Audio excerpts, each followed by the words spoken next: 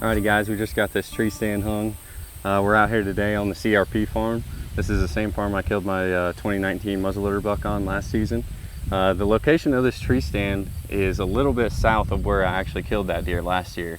I kind of found out actually that night and another encounter I had with an 8-pointer that maybe my stand was a little bit too far down on the terrace, as well as the deer just seemed to kind of come off these scrapes where we're standing right now and kind of just cut the corner of the CRP field. So I feel like having this stand a little bit back on that tree line just kind of gives us that buffer, and if they are going to swoop it, we're you know, kind of on that south edge of where they are. We like to hunt this on a north wind, which basically blows from this bedding right back the way we came, so it works out really well.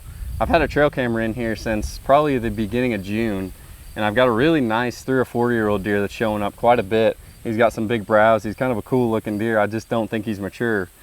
This time of the year on this particular farm, we're kind of running into the same thing that happened last year. Last year during the summer, there really wasn't that many bucks on camera, and kind of as the fall progressed, all these deer started showing up. So basically just like my big muzzleloader deer, he showed up in the middle part of October. So I'm kind of banking on some of these mature deer maybe moving in after they kind of settle into their fall ranges. And that's bringing us to another point why we're here today, is kind of transitioning these cameras from mineral sites to mock scrapes. And right now this is the time that I like to kind of transition my cameras.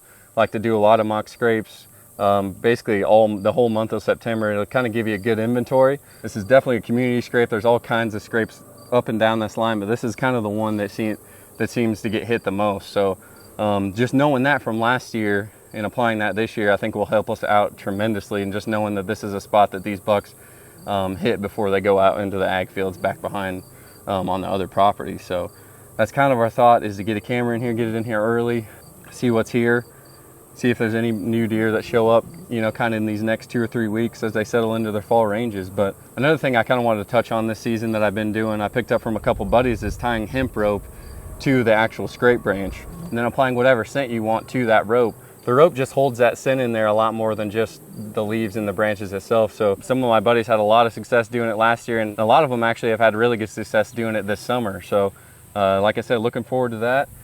Probably going to be checked out for the next couple weeks. I'm heading out to New Mexico with Mike to film his elk hunt.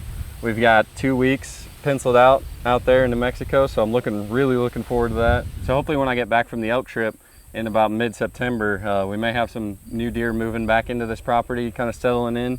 I'm anxious to see what the 2020 season brings. We're about a month out, so really looking forward to it.